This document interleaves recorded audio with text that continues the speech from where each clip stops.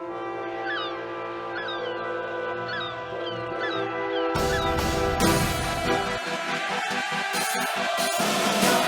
the shot, and a goal! Seattle has their first! All I gotta say is Porter can't say shit. He's a tough kid.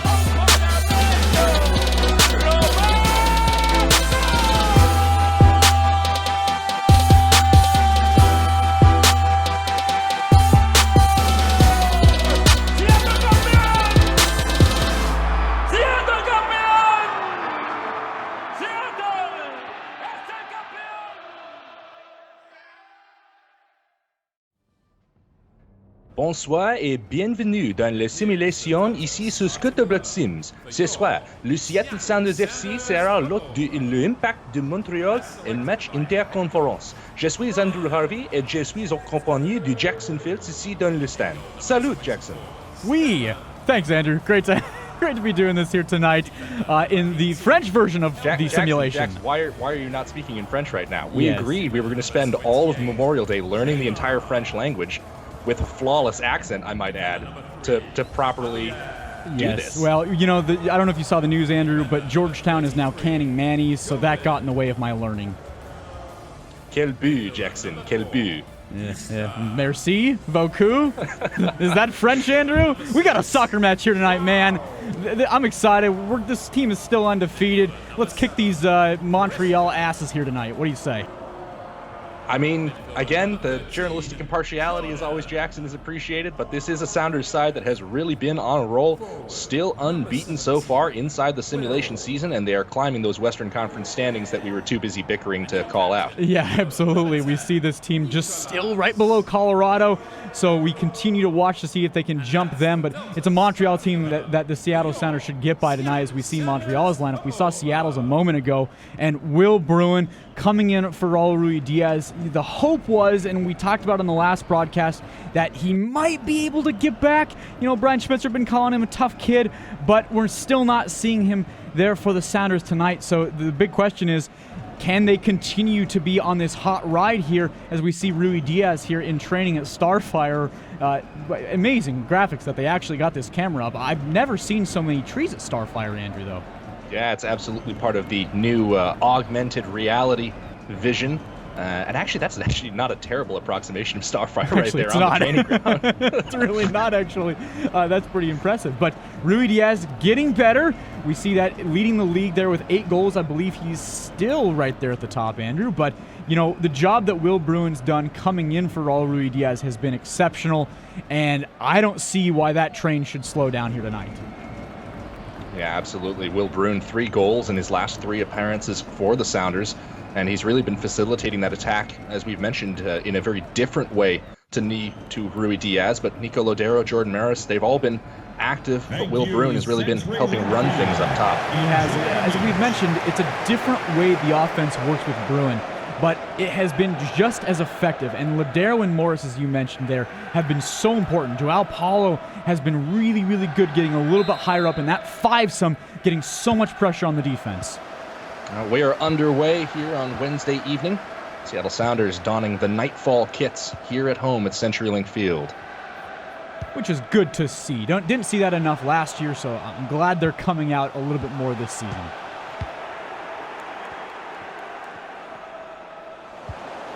Lodero here for Christian Roldan. Joao Paulo. We talked about Joao Paulo for our last match. You mentioned that you wanted to see him get further forward. And he has been very aggressive coming up out of the field. Got 5 assists to his name.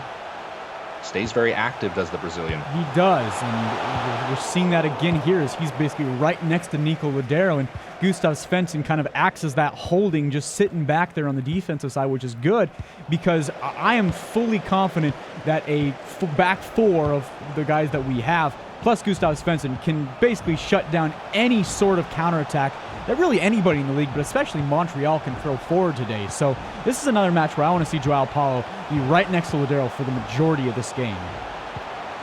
This Montreal Impact side, 3-5, I should say, on the season. And a franchise that is hoping to make some changes. Haven't made the playoffs the past 2 seasons. Of course, you think back a few years ago to that epic conference final series they had against Toronto FC. One of the most memorable playoff series ever, you could make the argument, in Major League Soccer history. But now they brought in Thierry Henry to attempt to right the ship up there in Quebec. Such an interesting move bringing in Henry, Andrew, and I'd love to get your take as well, because it sort of surprised me that they went and did that. I mean, the loss, of course, of basically their franchise player that is going to change the way that this entire team operates. But to bring in a guy like that, I'm wondering how long it's going to take for him to kind of put his imprint on the entire franchise. It's a good question, because Henry's still, I mean, obviously as a player, his credentials were really rubber stamped by that stint he spent with the New York Red Bulls. Didn't do much notable before coming to Major League Soccer, did Thierry Henry, but that time with the Red Bulls really cemented him as someone who knows the game between the touchlines. But so far as a manager, it's been a bit of a rough go. Some time as an assistant coach for the Belgian national team, and of course an ill-fated stint as the head of Monaco and Ligue 1, and now here to ply his trade in Canada and the United States. Well, and you mentioned Red Bulls there. Clearly, of course, as you mentioned there, the most notable time of his career. But Of course. but no, I mean, when you look at it, and I think it's going to be an element of looking at how he played as a player and the type of players he may try to bring in, and certainly the style that he wants to play. And not a good start here as the head coach of Montreal, but MLS, let's just be frank, it's not the highest quality of level, I think, as especially as compared to the Belgian national squad that he, of course, was an assistant coach for, as you mentioned. So seeing what he can do in this level of soccer will be, I think, very... And just like that, Montreal, against the run of play, has grabbed an early lead, 16th minute. Wow. And having a go at the home support. Jackson, not what we were expecting from this opening quarter hour. Not at all, and you mentioned against the run of play. It didn't feel like that was coming at all. Let's see what happens here on this play. Looks like Kelvin Leardam and Joao Paulo just kind of lose him. I'm wondering, you see Gustav Svensson there at the top of the box, if maybe he was a little bit too high on that ball, where are the responsibilities on that loose runner, but clearly something getting behind the back four, and whenever you have one of your holding midfielders being the last guy on the defensive end, something broke down. Especially if it's one of the two holding midfielders that's supposed to be higher on the field. So something there in terms of the communication in that back four just did not work. Something broke down. Brian Schmetzer cannot be happy about what just happened. Jorge Corrales has his first goal of the season for the Montreal Impact, and again, that's just the 10th goal this club has scored all season long. Will it be enough here at CenturyLink Field? You have to assume the Sounders side is going to find the back of the net eventually. Just a matter of when. Here's Christian Roldan. Back for Joao Paulo. Through ball here. It's Bruin. Using his big frame to back off his defender. Cross is blocked on the way in, and the clearance scoops past Kelvin Leardam, trickles to the near touchline, and is picked up by Bohan. One back by Seattle. Roldan. Lodero drifting to the far post. Knocked down there by Paulo. Awkward clearance. Svensson gets the return. Roldan has some space here. Cuts it back to the inside. He could have taken that on his right. And Joao Paulo skies it over the bar. Oh, what a flurry of events that was, Andrew. My goodness, where it felt like Seattle was building towards something, and they've been so good at reacting to other teams scoring against them, where they'll come back and either score really fast or get the momentum back on their side very, very quickly, and we saw that there. It felt like something was coming. I was getting ready for one of your signature goal calls. So, even not scoring there, you get a shot there from Joao Paulo, and you probably could have gotten maybe even a little bit better shot if you had taken a few more seconds or even shot it earlier. Roldan had moments where he was in pretty good space there. But for the Seattle Sounders, that is what you want to see coming off of a Montreal goal. You grab back the momentum, you show how dangerous you are, you keep possession here as we're seeing right now so that you can go for it and eventually get that equalizer. Svensson working with Lodero. Move to the left side. Svensson pumps it through. It was Joao Paulo combining with Lodero. Not sure how I managed to get those two confused, but again, these sprites inside the simulation are occasionally very, very small. Now a big ball out wide left for Corrales, the goal scorer. Corrales is crossed to the back post and just over the bar.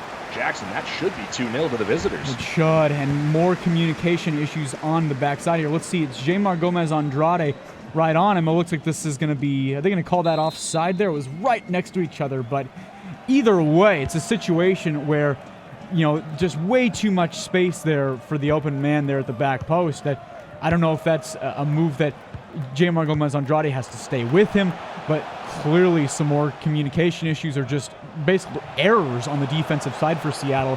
I wonder, a midweek match here, maybe a little bit of a tired squad, maybe looking ahead to the weekend. I'm kind of trying to figure out where the minds are not clicking right now for the Seattle Sounders. Yeah, just last Saturday it was that Seattle was away from home as there's been a free kick awarded at the far touchline. A 3-1 win over Sporting Kansas City that Jordan Morris tucked away the third goal in second half stoppage time to put the result out of question.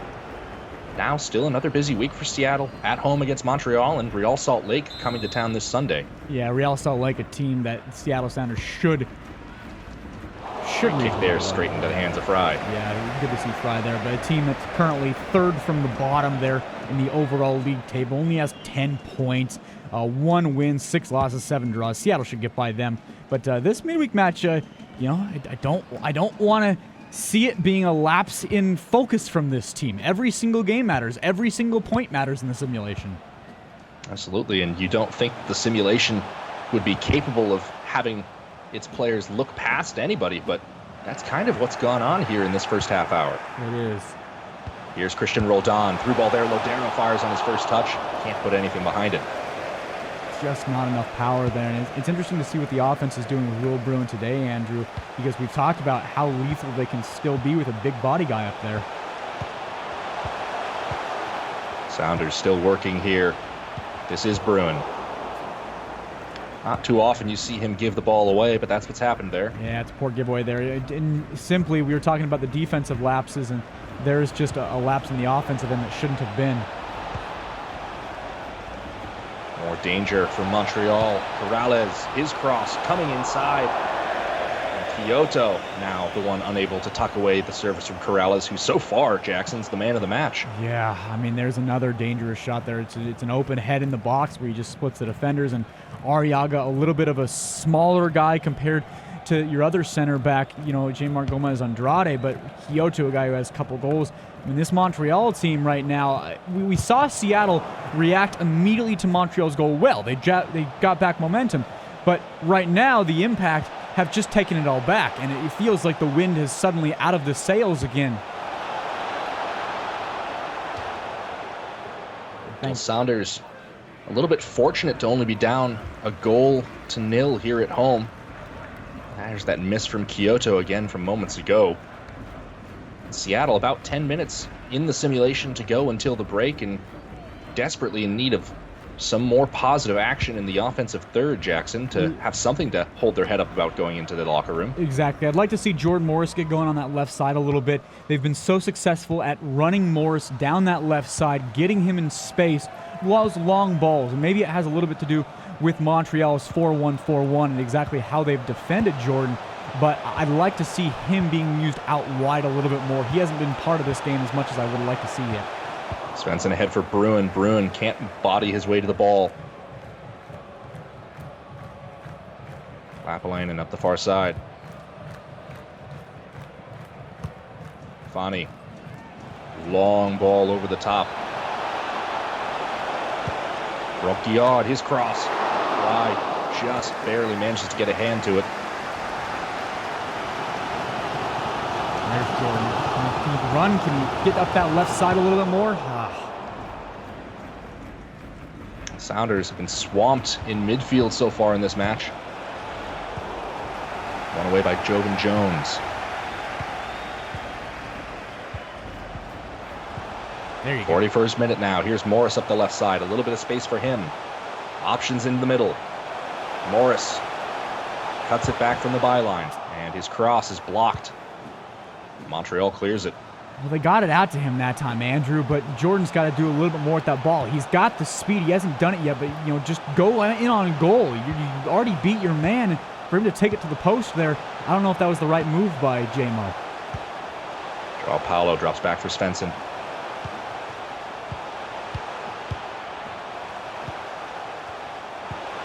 Sounders combining outside the penalty area here. Nobody making runs incisively. Lodero for Morris. Svensson out wide for Jones. Back inside for Svensson.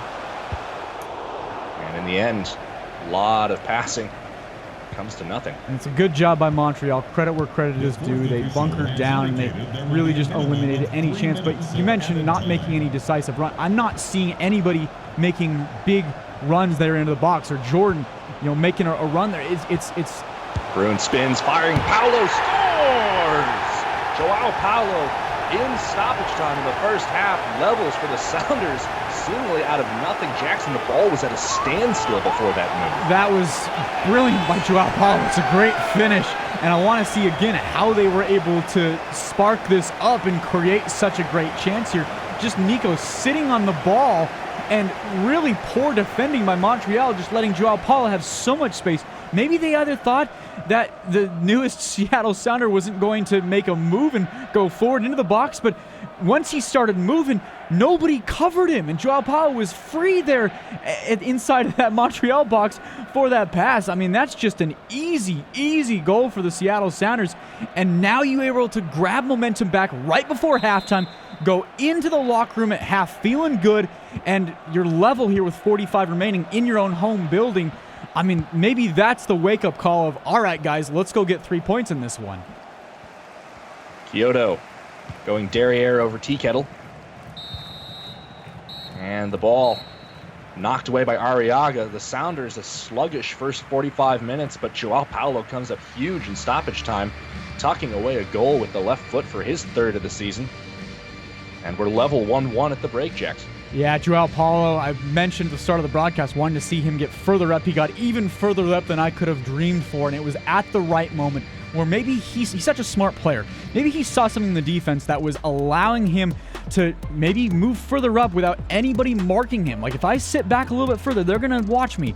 But if I'm going to go a little bit higher, maybe that defense is a little bit confused. They already have to worry about Morris and Bruin and then Christian Roldan. So I think it was Joao Paulo, his game intelligence, just finding the right moment to get that equalizer for Seattle. We're level 1-1 through 45 minutes here at CenturyLink Field. We'll take a break here on Scuttlebutt Sims.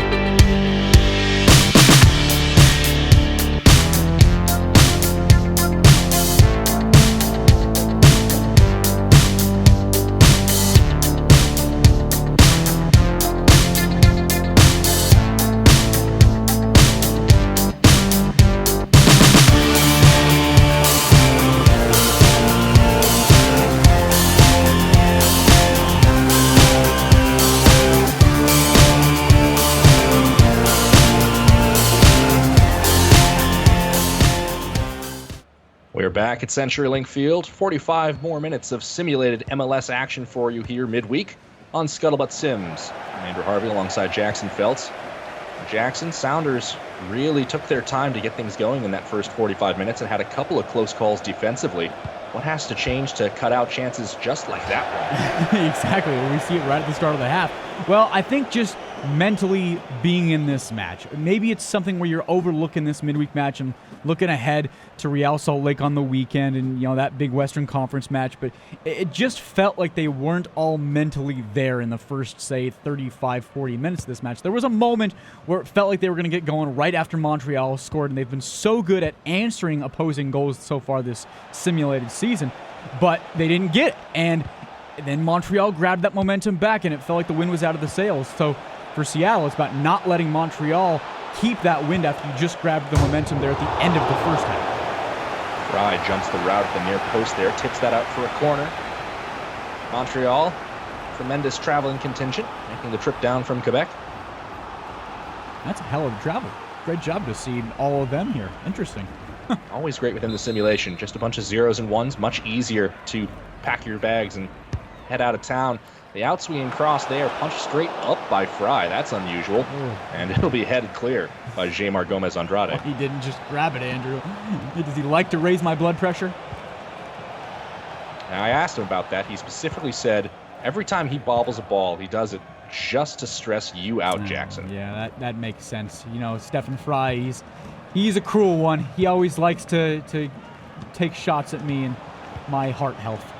Yeah, not a player at all who's known for the tremendous amounts of good he does in and around the community. Long through ball there, up to Will Bruin. Bruin, cut back cross. Paolo looking for a brace.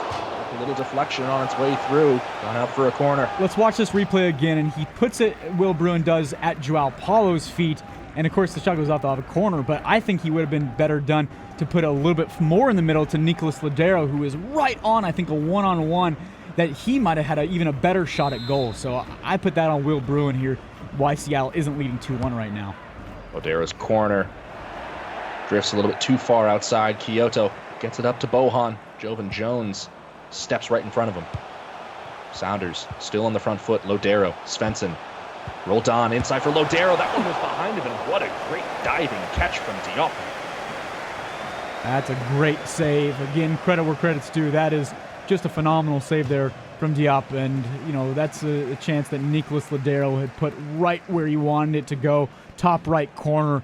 But it takes a great moment, and for Seattle, you mentioned they're on the front foot. This is what you want to see. Continue moving. Bruin calling for the through ball.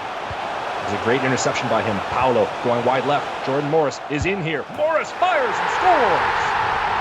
Jordan Morris puts Seattle on top before the hour mark. And a great play, all sparked by that interception from Will Bruin. Great again here from Bruin, and that signature back heel, Andrew. We've seen it week in and week out. The best, I think, any attribute on this entire team, we are clearly seeing the best attribute, is Will Bruin's back heel passing. He's able to get it there, and eventually, just that fivesome as we see with Bruin and Ladero and Morris out there on the left, who gets that big goal.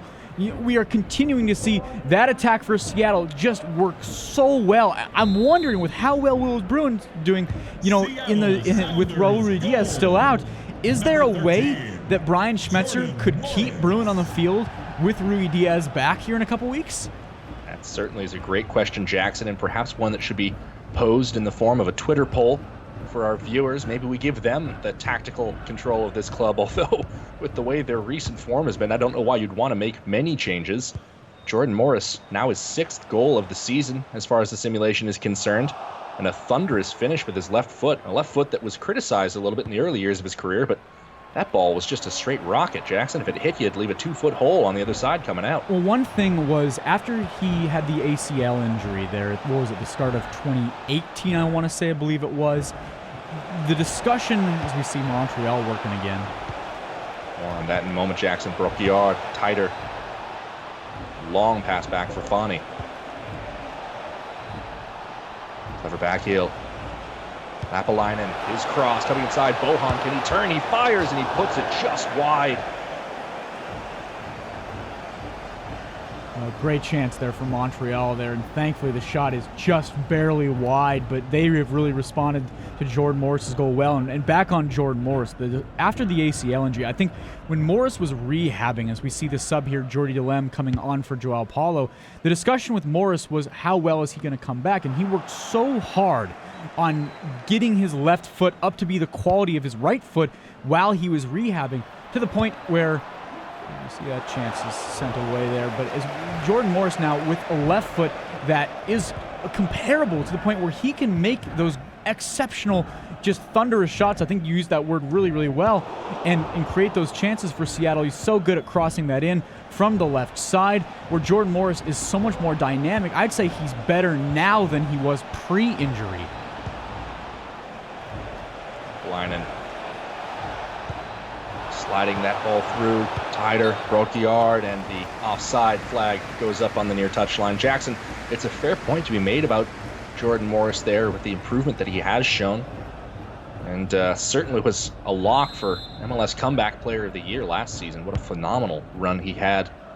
And you just kind of remember the emotion of that first goal he scored back, and just you could see the weight that had been lifted from his shoulders. And it was in the first game, I believe. I'm blanking on who it was against. Cincinnati, perhaps. I'll have to go back through my notes. But I remember he had a brace in that game, and it was in both goals, but you're especially right about that first goal. You could just see the look on his face of how hard this guy has worked and for how long he worked. For so many afternoons out there at Starfire, just putting in the time to eventually get back. And when he returned, he was so much even a better player than he was before. And the comeback player, as you mentioned, that was obvious. But when we see what Jordan Morris is now doing this season, I mean, the sky's the limit for this kid. Maybe Europe's not on the table anymore, but here's Morris looking maybe for more space to cut that ball back. Lodero! Oh my word! What placement from the Uruguayan to make it 3-1 here in the 69th minute. What an incredible finish by Nicholas Lodero. We'll watch this again, and it's Jordan Morris on the assist, the man we were just talking about. But that's a poor position if you're Lodero. On any normal circumstances, I would ask a player why he is shooting that shot past 3 defenders and the keeper, who is in decent position. But Nicholas Lodero, the magician out there, is able to find the one spot he can put it in where that ball is in the back of the net, and he picks out that one spot. That's about as good of a finish, technically, as you will see in this league. Just perfect from Nicholas Lodero. And now you are comfortable, 3-1 up. You can make maybe 1 or 2 more defensive subs and start to feel pretty good with 20 minutes remaining about getting 3 points in this match with Real Salt Lake next on the weekend. Lodero now 7 goals on the season. He's been in the simulation so long, Jackson, that all he sees now is fullback, center back, goalkeeper. He put a ball past all 3 of them on that last goal. That's a remarkable shot by Nico. I'm not sure how many other players in this league could actually execute that shot, but that's exceptional. We'll be looking at that many, many more times throughout this season if we look back on the great goals of this year. Lodero gone ahead for Delem. You could just see the calm that's settled into this Sounders side now. 2 goals. Very comfortable lead at this stage in the match. Morris still ambitious, still trying to direct the ball goalward. Yeah, that's not going to be put on target there, but it is a bit of a weird position header there. But Jordan Morris, you're talking about him, and he gets the assist on the Lodero goal. And from the start of the season, that brace where he opened up the season, to the hat trick against FC Dallas in the 2019 playoffs. I mean, what a season that he had. I mean, I mentioned it, Andrew, and I'm not sure your thoughts, but I'm not sure Europe's going to be in the cards anymore just looking at his age. But I do think that he's going to be a solid player on the U.S. national team for probably the next decade, where he's just going to be able to hold and lock down a number of different spots, because he could play a few different places for the national team, I think, over the course of the next decade. Absolutely. You certainly have to think that he'll continue to feature in Greg Berhalter's side. He's a great option up there, up top, but as you mentioned, has been adaptable to play out on the wings, can come off the bench and make a major impact. And speaking of an impact, Montreal Thierry Henry want to make a change. Anthony Jackson Hamill coming in. He's a solid piece for Montreal, but I don't see that. I mean, you look at up and down what Montreal has in terms of firepower on their bench. I'm not sure what Thierry Henry could put out there that would make me think that Montreal has a legitimate shot to come back in this game. I'm feeling pretty good. We look at the calm you mentioned with Seattle right now and the way that they play once they get up by more than a goal, or two goals or more, I should say. You know, they just play with such patience, and they don't play like they have to score, but they just sit so strongly back on the defensive end. Joao Paulo, who's now in for Jordy Glenn, I should mention, and Gustav Svensson are just so strong in the midfield, snuffing out every sort of attack that the opponents can throw at them. You know, and this goes not only for today, but for every other game. So feeling pretty good for Seattle right now. I'd like to see maybe a Harry Ship come in for Morris, but Danger the through ball there. Will Bruin can't put it past Diop. Jackson. Excellent points all. The one thing you do have to wonder about for Thierry Henry is why leading goal scorer Maxi Urruti has started on and remained on the bench for the entirety of this match. Maybe Montreal at this point is just more concerned with their weekend fixture against Colorado coming up. But there's plenty for them to consider on that front. Petit's cross caught by Fly cleanly. I think you nailed it there. I think they're looking ahead and they understand that with 7+ stoppage time left in this game, they're not going to win this. So look ahead to Colorado. Don't bring Urruti on, the guy who has 4 goals. And a little bit surprised that he didn't start, but I'm thinking now with that logic in there that they're fully thinking about Colorado, a team who it looks like is about to be jumped for the top of the Western Conference. Seattle with 3 points will now go 2 ahead of Colorado, take the top spot, and still in this league be the only team that has yet to be beaten. There's Lodero, Bruin, Christian Roldan back for Bruin. One more from Morris. Morris, a little bit cute with it there. Might have had to take that on his first touch if anything was going to happen with it.